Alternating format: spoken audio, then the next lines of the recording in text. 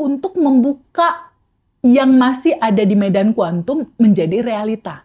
Untuk yang masih ada di dimensi keempat, dimensi batin, menjadi realita di dimensi ketiga. Caranya dengan kuantum jam, yaitu bersyukur sebelum menerima. Atau membuat cetakan batin di sini, berupa pancaran frekuensi rasa syukur. Ketika pancaran frekuensi rasa syukur itu sudah terbentuk di dalam tubuhmu, otomatis keluar di wajahmu berupa senyum. Ketika kamu bercermin, pantulannya nggak akan mungkin bisa menolak untuk tidak memantulkan senyum itu kepadamu, gitu. Tapi kuncinya di dalam kuantum jam, ada kuncinya, Mas. Dilepas.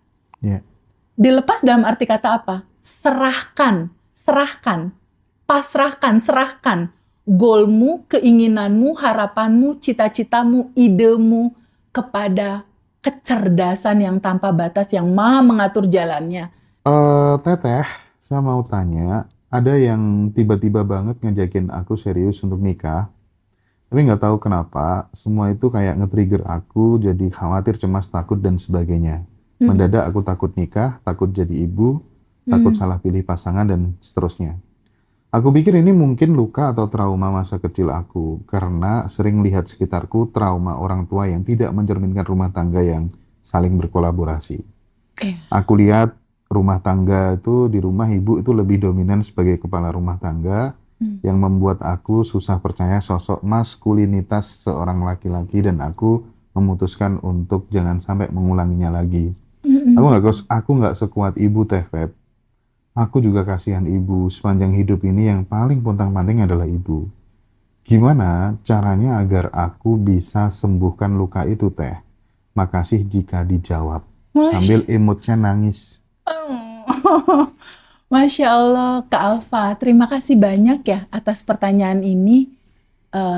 Pertanyaan ini juga mewakili begitu banyak teman-teman yang lain. Bener-bener. Yang punya cerita yang sama gitu. Lalu Teh Febi, solusinya gimana? Solusi terpenting seperti apa yang Kak Alfa udah tadi sampaikan, perenungan yang Kak Alfa renungkan dalam kisi-kisi masalah itu, perenungan tentang bagaimana ya solusinya, itu sebetulnya dari pertanyaan Kak Alfa itu, jawabannya ada di dalam pertanyaan itu. Jawabannya ada di pertanyaan itu. Tadi Kak Alfa bilang, Teh Febi gimana ya, saya punya trauma. Saya punya begitu banyak data di masa kecil tentang rasa kecewa, rasa takut tadi disebut ya. Ada rasa takut, ada rasa khawatir, ada rasa mau maju gimana, mau mundur gimana, bingung, bimbang. Nah, solusi permasalahannya ada di sebuah kesadaran bahwa ternyata tubuh ini merekam itu semua. Buktinya itu terkatakan, itu terasakan di sini. Nah, apa yang terekam di dalam tubuh itu memang hampir semua manusia mengalami satu fase itu. Enggak ada satupun manusia yang tidak punya rekaman masa kecil. Nah, rekaman-rekaman masa kecil ini, inilah sebetulnya yang membentuk pola, membentuk pattern, membentuk pola apa? Pola kejadian potensi masa depan ini terjadi lagi dalam rasa yang sama. Lalu solusinya gimana, Teh? Aku ada ketakutan, aku ada kecemasan, aku ada kekhawatiran.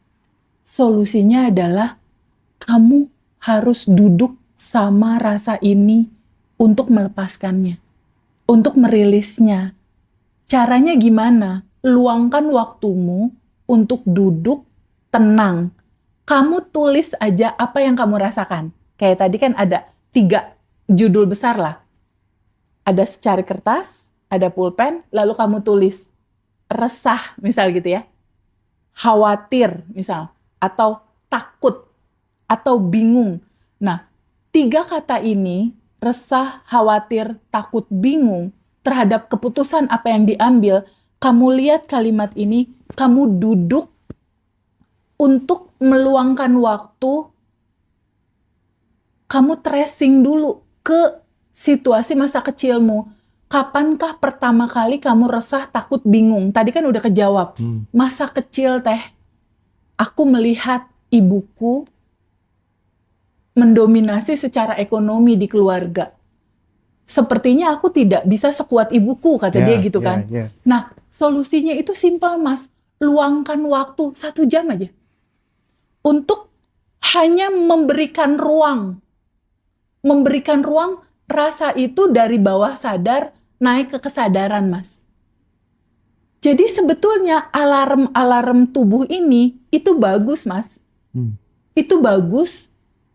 Itu penting untuk siapapun mempunyai momen dia bersama diri dia berdamai. Karena ada sesuatu yang tersimpan di masa kecil berupa peristiwa tadi. Semua peristiwa itu terekam, tersimpan di sistem syaraf tubuhnya. Dia tersimpan di sistem syaraf tubuhnya, dia tidak mengalir karena itu terpendam, nggak pernah diikhlaskan, dilepaskan, karena kan saat kecil nggak tahu cara melepasnya.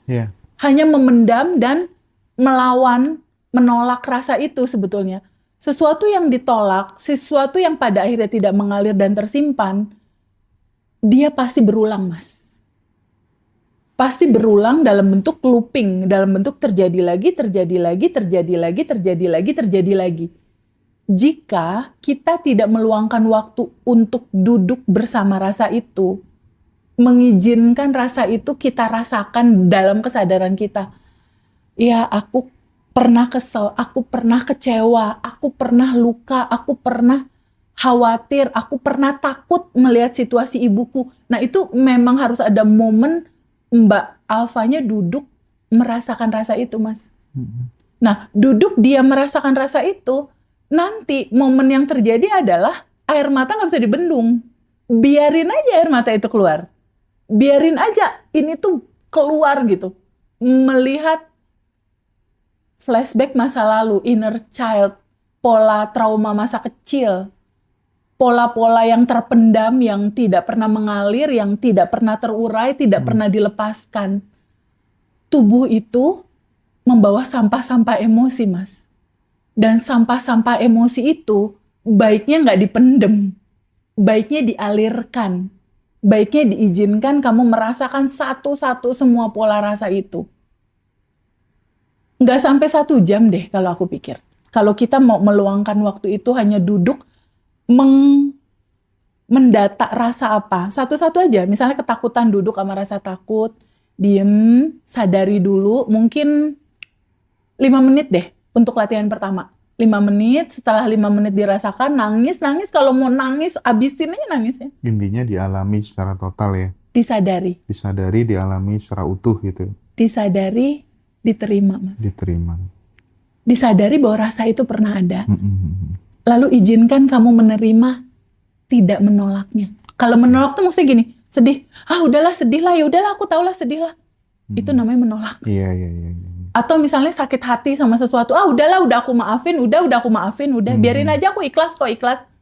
Itu belum melepas sebetulnya, belum menerima sebetulnya. Jadi kunci dari semua permasalahan trauma itu, Mas, sebetulnya itu adalah penerimaan. Oke. Itu satu pertanyaan yang sebenarnya menjawab pertanyaan-pertanyaan sahabat-sahabat yang memiliki luka yang sama. Betul. Ya, ini keren ya Mbak Fafa ya. Terima kasih banyak atas pertanyaannya.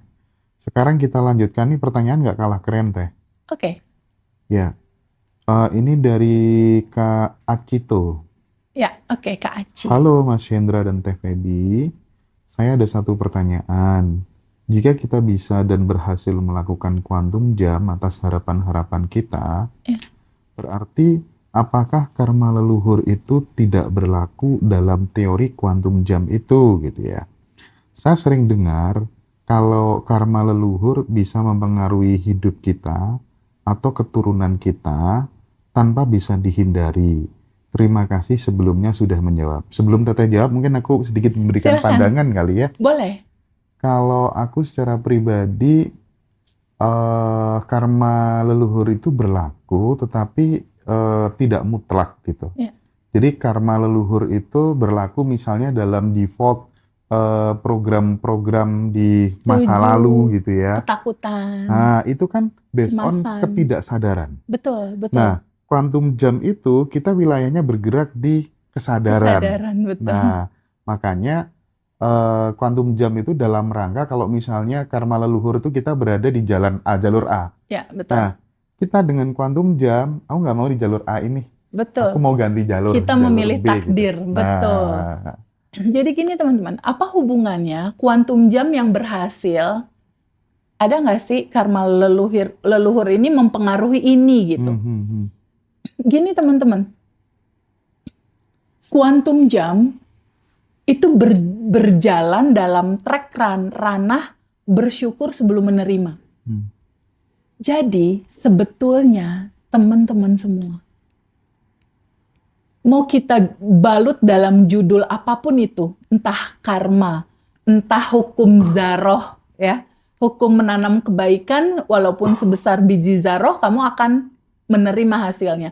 Mau dibungkus dalam judul apapun, di dalam materi Abundant Revolution, ketika kamu mengenal cerita tentang bab 1, cerita tentang siapakah dirimu, kamu masuk pada sebuah cerita sang sumber, Mas Hendra. Sang sumber ini adalah energi cinta murni tanpa batas. Di mana kita menyadari bahwa keberadaan kita adalah percikan ruhnya, kita melebur ke dalam itu. Di titik kamu menyadari bahwa kamu adalah percikan ruhnya, dan menyadari bahwa kamu adalah sumber cinta tak terbatas, dan kamu berjalan di sana, tubuhmu berjalan di sana, tubuhmu menyebarkan cinta, menyebarkan kebaikan, sending love, menyebarkan kesadaran, itu kamu akan memutus karma itu, Mas. Oke. Tapi mungkin secara lebih spesifik ya Teh, biar teman-teman nggak bingung, Ya. manifestasi dari karma leluhur itu kan biasanya menjelma jadi mindset, ya kan? Betul, pola pikir. Emosi, ketakutan, Betul, nggak pede, atau nggak kemudian layak gitu loh. kondisi hidup yang kayak berulang terus di keluarga gitu ya. Betul sekali. Makanya kok, ini kok kayaknya hidupku kok mirip orang tua aku ya, seperti Kayak apa yang gini, ngajarkan kayak tuh. contoh ya, peserta yang private. Heeh. Bapaknya itu kebetulan menikahi wanita lagi. Si anak melihat ibunya menderita. Kan terekam tuh, Mas. Iya. Di pikiran, perasaan, dan hatinya terekam di tubuhnya. Suatu saat anak ini menikah. Kok ya pasangannya juga seperti bapaknya. Nah, Gitu loh, Mas. pola yang diwariskan itu didefinisikan salah satunya sebagai karma Sebagai leluhur. judul itu. Padahal sebetulnya itu polanya bisa diputus. Dan itu kan ketidaksadaran. Itu kan kita nggak tahu, Nah. gitu loh. Kita nggak pernah tahu. Jadi menurutku untuk sesuatu yang kamu nggak pernah tahu, nggak usah kamu kasih energi terlalu besar di sana. Karena nanti ada kebocoran energi di situ. Bener nggak? Iya betul. Kita mikirin sesuatu yang kita nggak tahu, energi kita ke situ, sayang. Mending energinya dipakai buat bersyukur. Bener nggak? Lebih Iya, baik iya. energinya dipakai buat quantum jam, lebih baik energinya dipakai buat ngisi buku syukur, ya Iya, kan? Ngisi buku asumsi ini.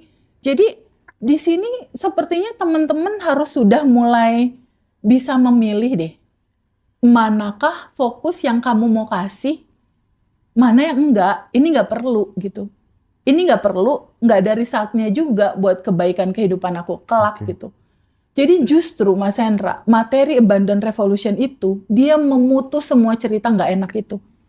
Di dalam dirimu, dan bahkan kalau kemarin kita lihat testimoninya alumni bersama anak yang umur 17 tahun, dia memutus pola nggak nyaman di dirinya, otomatis gerbang masa depan si anaknya juga jadi dibuat baru dengan pola habit yang baru gitu. Iya. Jadi Abundant Revolution ini materinya sebetulnya menjadi warisan. Menjadi warisan tak ternilai gitu. Dimana kita mengajarkan anak-anak kita mengenal Tuhannya dengan sebenar-benarnya mereka mengenal. Tidak hanya mengenal, tapi mengaplikasikan juga bagaimana sifat-sifat Tuhan itu mengalir dalam tubuh dia. Berupa apa? Sending love. Mendoakan 10 orang. Tabungan semesta. Itu kan sifat-sifatnya semua. Yang pada akhirnya diizinkan sama tubuh kita untuk mengalir gitu. Kembali ke masalah kuantum jam. Jadi gini teman-teman. Di judul Abundant Revolution kita mulai pelan-pelan menceritakan dan mulai pelan-pelan belajar untuk terbuka. Menerima, memahami bahwa ternyata semua goal ada di dalam. Oke. Ternyata semua solusi ada di dalam. Quantum jam itu adalah salah satu cara untuk membuka yang masih ada di medan kuantum menjadi realita. Untuk yang masih ada di dimensi keempat, dimensi batin, menjadi realita di dimensi ketiga. Caranya dengan quantum jam, yaitu bersyukur sebelum menerima. Atau membuat cetakan batin di sini, berupa pancaran frekuensi rasa syukur. Ketika pancaran frekuensi rasa syukur itu sudah terbentuk di dalam tubuhmu, otomatis keluar di wajahmu berupa senyum. Ketika kamu bercermin, pantulannya nggak akan mungkin bisa menolak untuk tidak memantulkan senyum itu kepadamu, gitu. Tapi kuncinya di dalam quantum jam, ada kuncinya mas, dilepas. Dilepas dalam arti kata apa? Serahkan, pasrahkan, serahkan goalmu, keinginanmu, harapanmu, cita-citamu, idemu kepada kecerdasan yang tanpa batas yang maha mengatur jalannya. Itulah yang kita sebut serahkan kepada semesta, serahkan kepada Tuhan, serahkan kepada Allah yang maha mengatur. Jadi wilayah kita, Mas Hendra, itu wilayah kita memilih untuk terbuka menerima. Sedang wilayah energi kecerdasan yang tanpa batas ini, sistem kerja semesta, Tuhan, Allah, atau apapun nama itu mau kita sebut, itu ada di dalam wilayah cara, proses, dan hasil. Oke.